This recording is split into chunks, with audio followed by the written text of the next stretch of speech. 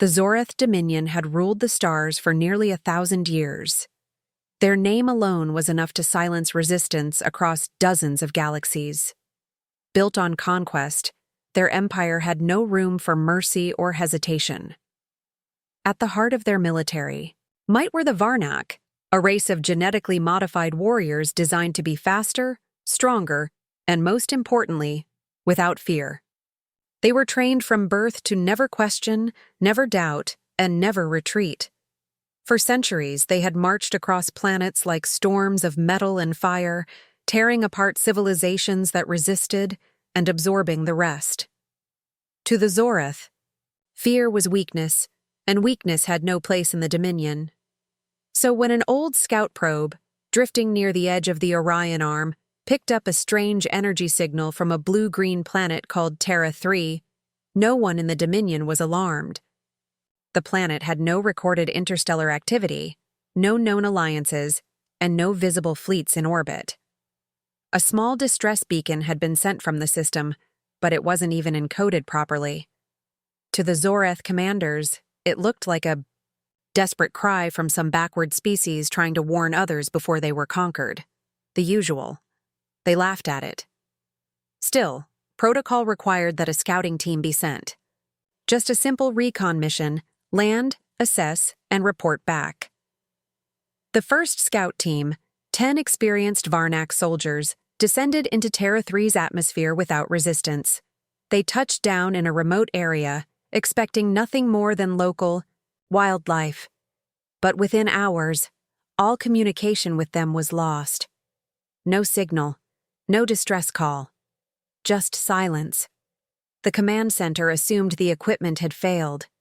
That had happened before in planets with strange magnetic fields. But when a second team was sent, equipped with enhanced shielding and stronger transmitters, something far more disturbing occurred. 9 of the 10 vanished like the first group. The 10th returned. Barely. He was found drifting in the upper orbit of the planet, inside a damaged escape pod. He had deep gashes along his armor, most of them not caused by standard weapons. His breathing was uneven. His eyes, though usually cold and focused, were wide and wild. The Varnak did not know fear, but something had cracked in him. He spoke nonsense at first. Then words came out in short bursts. They move in the dark. They're not afraid of us. They knew we were coming. They were smiling. This made no sense to the high command. Humans? Primitive. Beings? Smiling? At the Varnak? No enemy had ever smiled at them before. It was always the same reaction: panic, retreat, surrender. But this survivor, once one of the most loyal and composed soldiers of the Dominion, now refused to return to the planet. He warned that the enemy didn't act like any species they had fought before. They didn't run from pain. They didn't beg for life. They didn't try to reason. They watched, waited, struck without warning, and vanished before the Varnak could retaliate. To most Zoreth commanders, the story sounded like a malfunction, a soldier with a broken mind, but not. To General Corral, the one who had led more successful invasions than anyone in the fleet, he had never heard a Varnak speak like that, and something in the survivor's voice felt real. Too real. Still, Corral was not a being ruled by emotion. He decided to take action the only way he knew how, with overwhelming force. If this Terra 3 was hiding something dangerous, then it would be burned to ash. He called for an elite fleet to be assembled. Not just scouts, not just drones, warships, troopers, dreadnoughts. They would descend on this quiet little planet and rip it apart. No survivors, no resistance, just another world added to the Dominion's map. But as the fleet moved closer to Earth, strange interference began affecting their systems.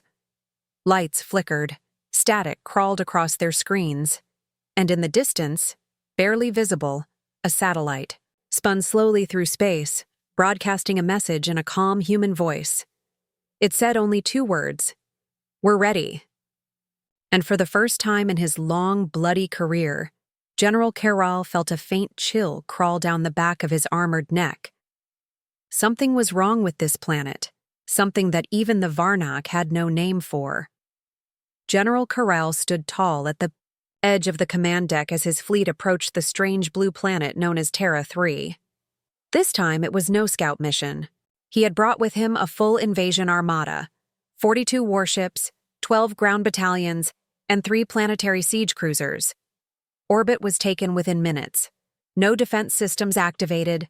No resistance showed up to challenge them.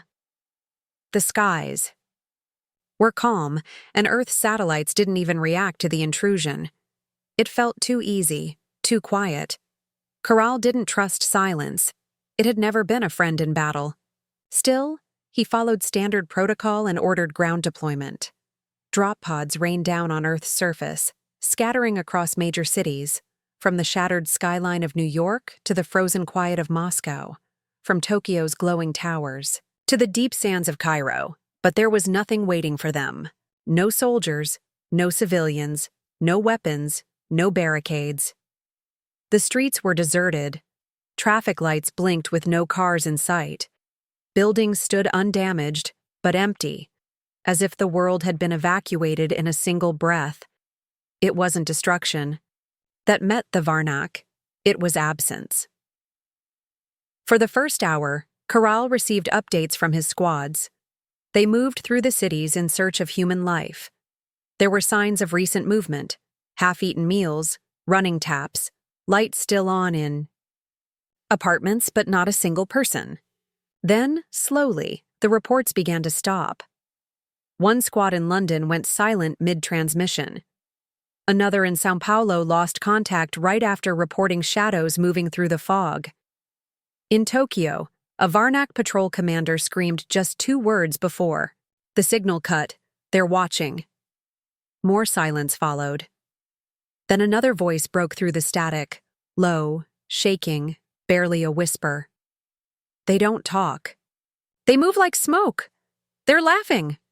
Carral ordered a full scan of the atmosphere, suspecting human stealth tech or biological weapons, but there was nothing. The air was clean. The weather was calm. And still, his forces were vanishing without a trace. Panic was a foreign concept to the Varnak.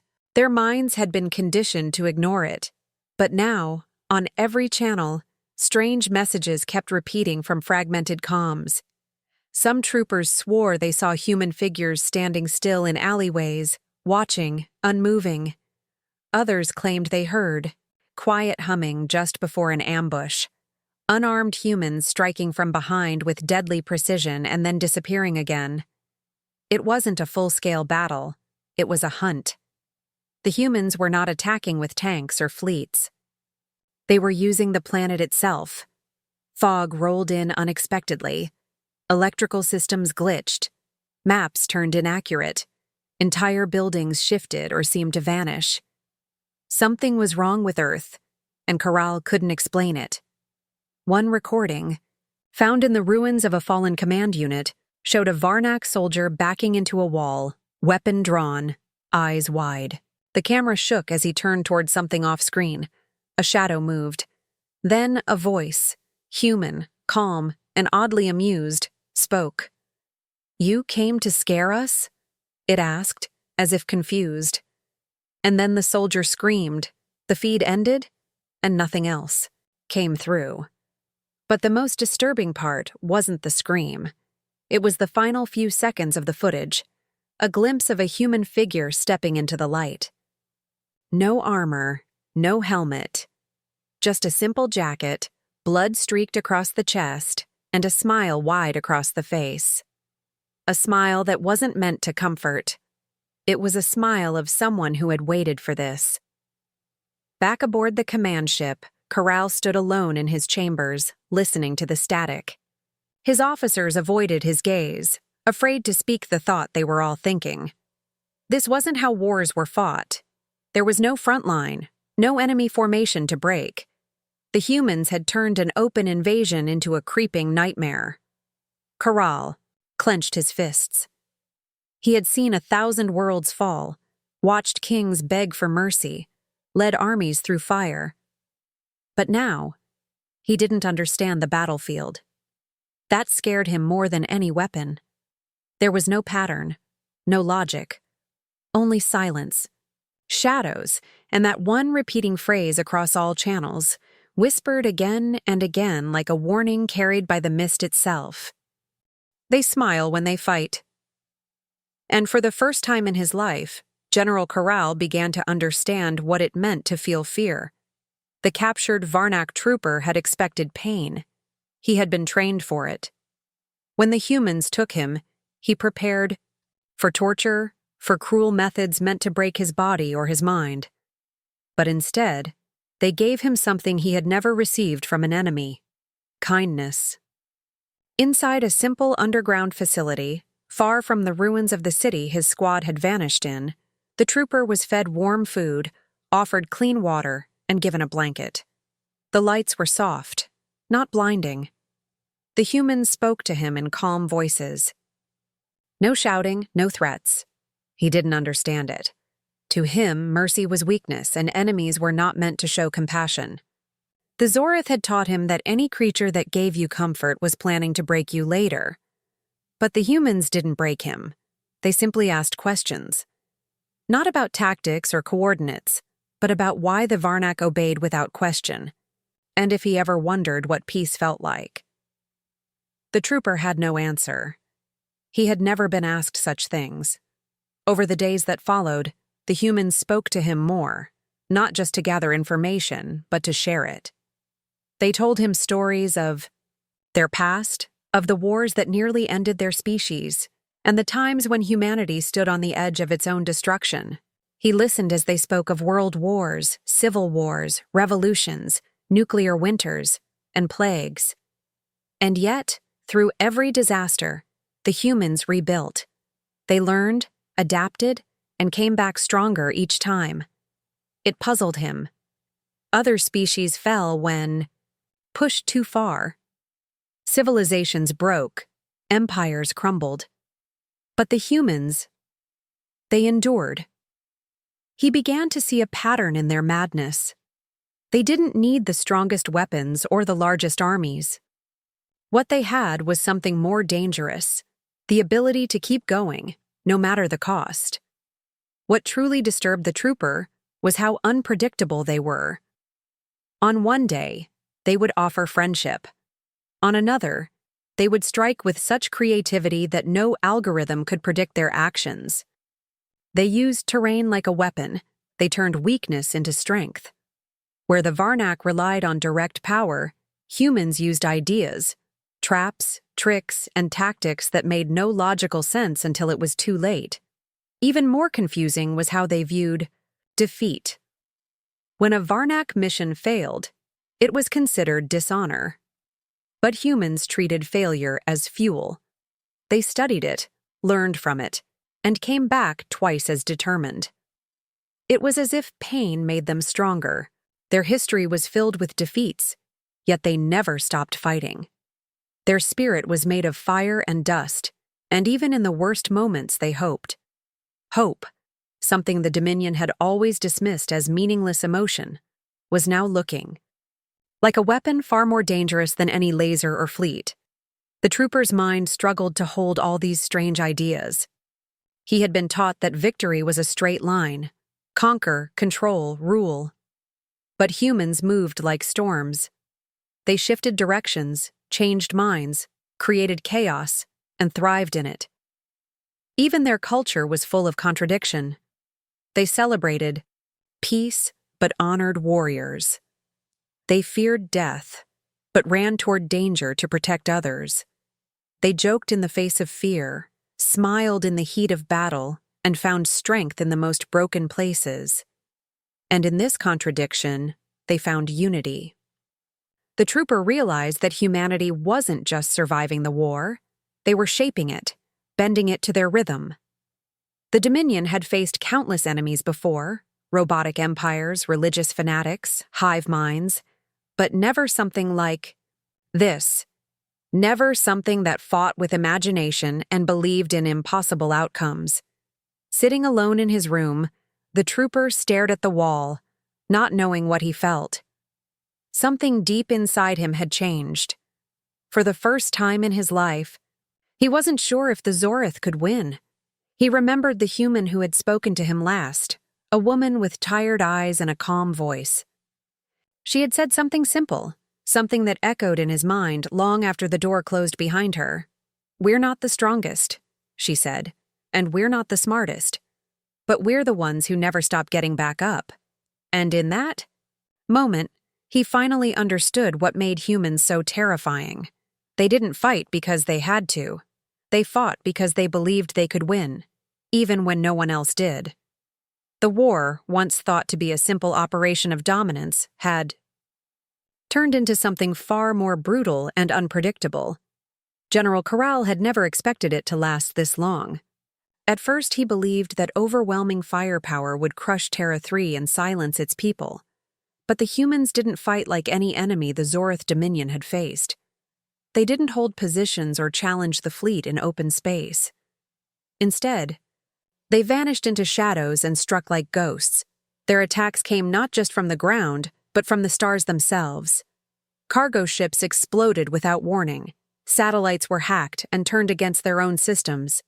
Entire supply routes were destroyed using nothing more than debris fields, false signals, and misdirection. Even the most advanced Zorith tracking software couldn't detect the movements of human ships until it was too late. Corral watched his fleets fall apart, not through major battles, but through thousands of small cuts, ambushes, traps, disappearances. It was a slow bleed, and the worst part was that he never knew when or where the next strike would come. But humans weren't just using weapons. They were using ideas. They played with the minds of the Varnak. They broadcasted strange messages filled with confusing images, messages that twisted into dreams and caused sleepless nights across the fleet. They planted false orders into secure channels, turned soldiers against commanders, and faked distress signals that lured squadrons into death traps. The Varnak, who had once moved like a single unstoppable force, were now hesitating. And hesitation, in war, was the beginning of defeat. Entire planets, once considered safe staging grounds, turned into elaborate death zones. On one planet, the trees released a chemical that ate through Varnak armor. On another, an empty colony exploded the moment a command ship entered orbit, triggered by a signal hidden in old Earth music. Corral's maps no longer meant anything. Every system was a risk. Every shadow could hide a bomb. His strategy crumbled as he realized that he wasn't fighting a predictable army. He was facing the mind of a species that refused to lose. And then came the message that broke the last of his certainty. It appeared without warning, broadcasted, on every Zorith ship, screen, and device. The encryption used was something the Dominion had never seen before, coded not in machine logic, but in chaotic human design. The image that appeared was shaky, dark, filmed in what looked like a ruined command post. A human stood at the center of the frame, his armor scratched and splattered, his face bruised but unbowed. His voice was calm but carried the weight of 1,000 battles. "We used to fight each other," he said, looking directly at the camera, at Corral. "Then you gave us something to unite against. Bad move." The signal cut off. Silence followed. But Corral didn't move. The words echoed louder than any explosion. For centuries, the Zorith had relied on fear to control the galaxy. They expected division among enemies, confusion, and surrender. But the humans had done the opposite. They had become stronger, together. They had taken their worst traits, chaos, emotion, disobedience, and turned them into strengths. Corral's claws curled around the edge of the command table. He had studied thousands of war strategies, understood hundreds of alien species. But he had no answer for this. No countermove against a species that welcomed destruction if it meant dragging their enemy with them. His officers watched him, waiting for orders, but even they could sense the shift. The war was no longer about domination. It was about survival. And for the first time in his long career of victories and conquests, General Corral felt something cold in his chest. It wasn't confusion. It wasn't anger. It was a word he had never dared to think before: fear. Not fear of death, but of a force that could not be reasoned with, bribed, or broken. A force that would keep coming, no matter the cost. That force had a name, and it echoed through the stars with every red trail left by a falling Zorith ship. Above the swirling storms of Jupiter, the last stronghold of the Zorith Dominion floated like a wounded beast. General Corral stood on the dark bridge of his flagship, his eyes fixed on the cold void beyond the glass. Around him, the remnants of the once mighty Varnak fleet drifted in silence, some burning, some powerless, all broken in spirit. This was where they would make their final stand, but the truth was already clear. The war was lost. His warriors, bred from birth to conquer, now stood uncertain, weapons in hand, but doubt in their hearts. They were not used to being hunted, not used to waiting for death. They were made for quick victories, not long wars. And this war, this impossible war against a species that refused to break, had stretched them past their limits. Corral had watched planets fall into traps, had seen friends vanish without a sound, had lost battle after battle not because the humans were stronger, but because they never stopped. Their numbers were fewer, their weapons less advanced, but they had something more dangerous: unshakable will. When the human fleet arrived, it didn't fill the skies with thousands of ships. It didn't darken the stars with overwhelming numbers. What arrived instead was a coordinated force, moving with calm precision and the kind of confidence that made even the bravest Varnak hesitate. The humans came from directions the scanners didn't expect, used routes that made no sense, and struck with such timing that Corral's most experienced tacticians couldn't predict their next move. On the surface of Ganymede, small squads moved like shadows. In orbit, human pilots danced through the debris fields like artists. Each move was not just a strike. It was a message. We see you. We know you. We are coming. One by one, Corral's ships were disabled, boarded, or forced into retreat. But there was nowhere left to run. The final blow came not from a powerful weapon, but from something far quieter. A small boarding team slipped through the flagship's hull, bypassed defenses, and reached the command bridge before alarms even sounded. Corral turned, claws ready, expecting a soldier. Instead, he saw a child, no older than 10, covered in dust and ash, holding a broken metal pipe like a blade. Her eyes were fierce, too fierce for someone so young. She didn't flinch, didn't speak, just stared at him as if daring him to move. In all his battles, all his victories, Corral had never frozen like this. This wasn't a soldier trained for war. This was the next generation, already standing where others had fallen. She represented something terrifying to him, a future where humans didn't just survive the war, but embraced it. He took a step back. She didn't. He lowered his hand.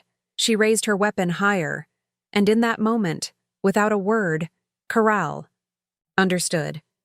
The Dominion had lost, not just the battle, but the right to claim dominance. The fear they had used to rule was now being returned to them, stronger and sharper. In the days that followed, the Zorith did something they had never done in their long history. They asked for peace. Not a treaty of surrender carved in stone, but a quiet message sent across space, admitting that the fight was over. There was no negotiation, no pride left to protect. Humanity accepted nothing in return. They didn't celebrate. They simply moved on, silent and watchful. The galaxy watched in awe, not just because the Dominion had fallen, but because of how it had happened. It wasn't superior firepower. It wasn't diplomacy. It was the spirit of a species that had faced its own destruction many times and learned to rise every time. The name human became something new across the stars, a warning, a symbol, a legend. And long after the war ended, one message remained etched in every corner of space, remembered not because it was loud, but because it was true. Fear was never a weakness until you gave it a name.